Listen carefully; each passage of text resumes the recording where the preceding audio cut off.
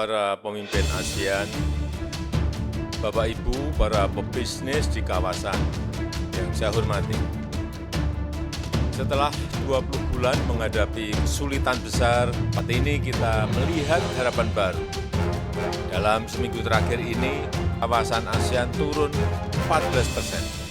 Jauh lebih baik dibanding rata-rata dunia yang turun 1%.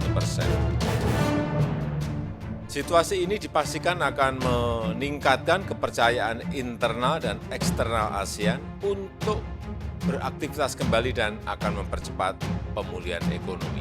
Uni Eropa tak terima Jokowi hapus daftar KTT ASEAN 2023. Rules-based international order, democracy, human dignity are also menjadikan ASEAN itu relevan dan penting tidak saja bagi rakyat Indonesia, tetapi juga bagi rakyat ASEAN dan beyond.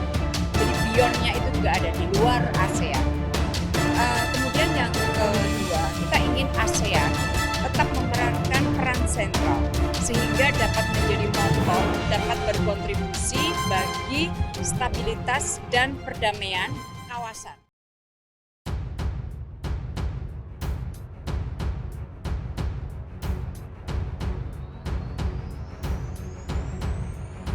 Joko Widodo atau Jokowi resmi jadi ketua ASEAN Indonesia yang masih berkonflik dengan Uni Eropa, membuat semua anggota ASEAN dan Uni Eropa bersimbah ketegangan lantaran Uni Eropa yang sudah berulang kali menghalangi hilirisasi Indonesia.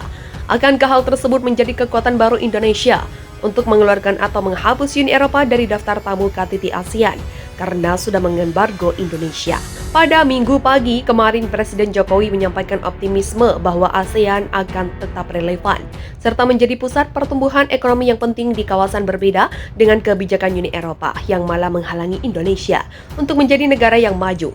Dengan adanya keketuaan ASEAN inilah Indonesia bisa memepetkan dengan negara tetangga untuk segala urusan terutama dalam menempatkan perdamaian dan keteguhan untuk tidak mendetail negara lain dan merendahkan negara lain sebagai salah satu negara pendiri ASEAN dan negara terbesar di ASEAN.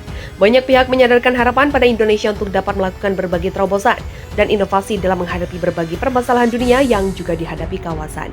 Indonesia bertekad mengarahkan kerjasama ASEAN tahun 2023 untuk melanjutkan dan memperkuat relevansi ASEAN dalam merespon tantangan kawasan dan global serta memperkuat posisi ASEAN sebagai pusat pertumbuhan ekonomi kawasan untuk kemakmuran rakyat di Asia Tenggara. Dengan kekuatan ASEAN juga Indonesia yang ekonominya makin naik bisa menaikkannya lagi. Ada berbagai cara dalam memperkuat pertumbuhan negara, salah satunya dengan memperkuat di bidang kesehatan. Selain itu, pengembangan akan dilakukan di bidang energi, bidang pangan, dan penguatan untuk kerjasama keuangan.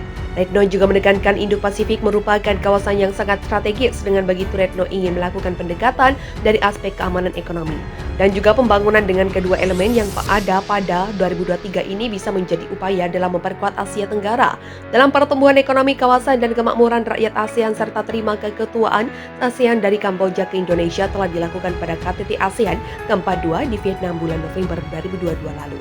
Periode keketuaan Indonesia di ASEAN sendiri dimulai sejak 1 Januari 2023 dan akan berlangsung selama setahun sampai dengan 31 Desember 2023. Dengan ketua ASEAN yang dipimpin Jokowi membuat Korsel pun akhirnya unjuk gigi keluar dari sarangnya terutama akan aktif di kawasan Indo-Pasifik. Diplomat Kedutaan Besar Korea Selatan di Jakarta Choi Shin-hye menjelaskan bahwa Korea melalui strategi ini memiliki komitmen untuk mempromosikan tatanan regional yang harmonis dan menghormati kepentingan bersama serta mencari tujuan bersama, dan akan mempromosikan nilai-nilai inti termasuk kebebasan demokrasi, supremasi hukum, dan hak asasi manusia. Dia yakin langkah ini akan memperkuat tatanan internasional yang berbasis aturan serta solidaritas antara bangsa. Kalau sudah seperti ini, Indonesia akan mengalami peluang yang sangat luar biasa. Dengan gugatan demi gugatan, walau hasilnya adalah kekalahan bagi kita masih bisa menghibarkan mereka di ASEAN mereka sendiri. Adalah mitra penting bagi ASEAN, tetapi jika Indonesia menjadi ketuanya, hal itu akan sangat adil bagi kita. Merdekalah Indonesia seutuhnya merdeka.